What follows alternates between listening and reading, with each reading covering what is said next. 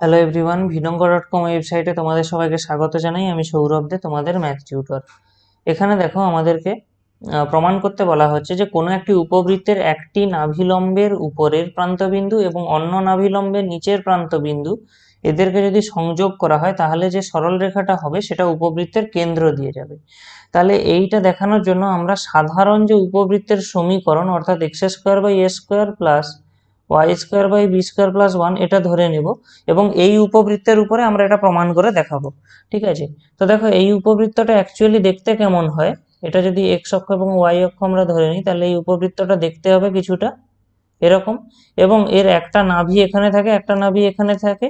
তাহলে এইটা একটা নাভিলম্ব এবং এখানে এইটা একটা নাভিলম্ব। তাহলে দেখাতে হবে এই নাভিলম্বের উপরের প্রান্তবিন্দু এবং এই নাভিলম্বের নিচের প্রান্তবিন্দু আমরা যদি এটাকে যোগ করে দিই তাহলে এটাই কেন্দ্র দিয়ে যাবে। তাহলে আমরা জানি এই উপবৃত্তের যে কেন্দ্রটা কত, না কেন্দ্রটা এখানে হয় 0 0। আচ্ছা, আর এর যে নাভিগুলো হয়, এর একটা নাভি হয় a e,0 এবং আরেকটা নাভি হয় a-e,0।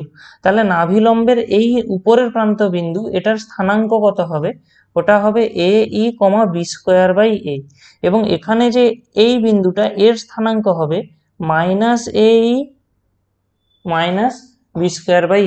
ঠিক আছে, তাহলে আমরা লিখতে পারি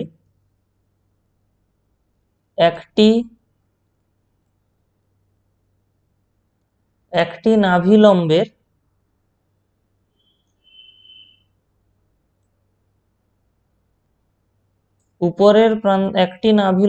উপরের প্রান্তবিন্দুর স্থানাঙ্ক a-e,b²/a এবং অপর নাভিলম্বের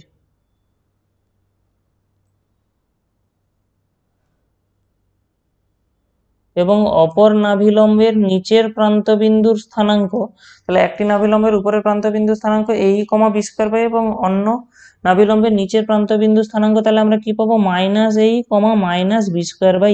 তাহলে আমাদের কাজ কি হবে, এই যে বিন্দুটা রয়েছে এবং এখানে এই যে বিন্দুটা রয়েছে এই দুটো বিন্দু দিয়ে সংযোগকারী জ্যায়ের সমীকরণ বা সংযোগকারী সরলরেখার সমীকরণ কি হবে আমাদেরকে দেখতে হবে। তাহলে আমরা যদি ওই দুটো বিন্দু দিয়ে সংযোগকারী সরলরেখার সমীকরণ দেখি সেটা কি আসবে, তাহলে দেখো y - b²/a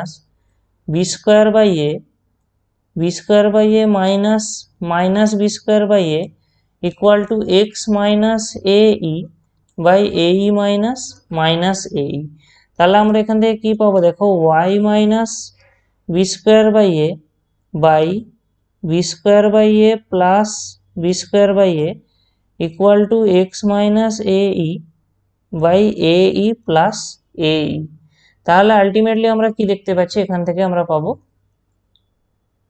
y - b²/a 2b²/a equal to x - ae/2a। দেখো এখানে 2 এবং এখানে 2 ক্যান্সেল আউট হয়ে যাবে, কোনাকুনি আমরা গুণ করে দেবো, আমরা কি পেয়ে যাবো ae into y - b²/a equal to b²/a into x - ae।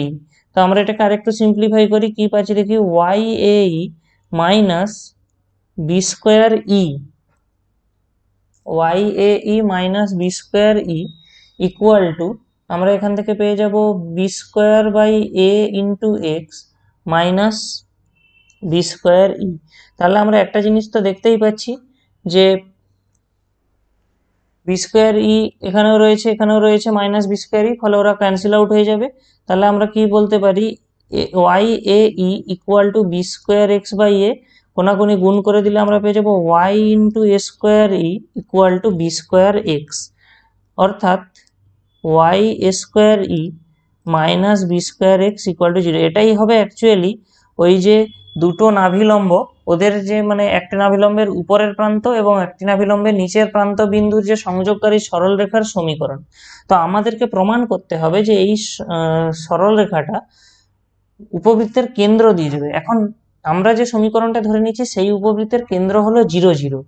তাহলে আমাদেরকে দেখতে হবে এই সরলরেখাটা মানে উপরে 0 0 বিন্দু রয়েছে কিনা। সেটার জন্য আমাদেরকে কি করতে হবে, এই সরলরেখাটার যে বাম দিকের অংশটা অর্থাৎ a² y - b²x এখানে থাকা এই ওয়াই এবং এখানে থাকা এই এক্স এর জায়গায় আমরা 0 0 বসাবো এবং দেখব যে ওই সমীকরণটা ডান দিকের অংশের সঙ্গে এখানে এই 0 0 বসালে যে অংশটা আসবে সমান হয় কিনা। তাহলে আমরা যদি এখানে 0 বসিয়ে দিই তাহলে 0 into A square minus B square into 0, তো আলটিমেটলি 0 - 0 মানে 0 আসছে। তার মানে কি এই যে সরল রেখাটা এর উপরে কি হবে, 0 0 বিন্দু অবস্থিত, ওই সরলরেখার উপরে 0 0 বিন্দু অবস্থিত, আর 0 0 বিন্দুই তো ছিল আমাদের কেন্দ্র। তাহলে আমাদের প্রমাণিত হলো যে উপবৃত্তের একটি নাভিলম্বের উপরের প্রান্তবিন্দু এবং অন্য নাভিলম্বের নিচের প্রান্তবিন্দু সংযোগকারী সরলরেখাটি অবশ্যই উপবৃত্তের কেন্দ্র দিয়ে যাবে। ভিরঙ্গ.com ওয়েবসাইটে ম্যাথস দেখার জন্য অসংখ্য ধন্যবাদ জানাই। এরকমই নানা প্রশ্ন তাদের সমাধানের জন্য আমাদের ওয়েবসাইটটি ভিজিট করো।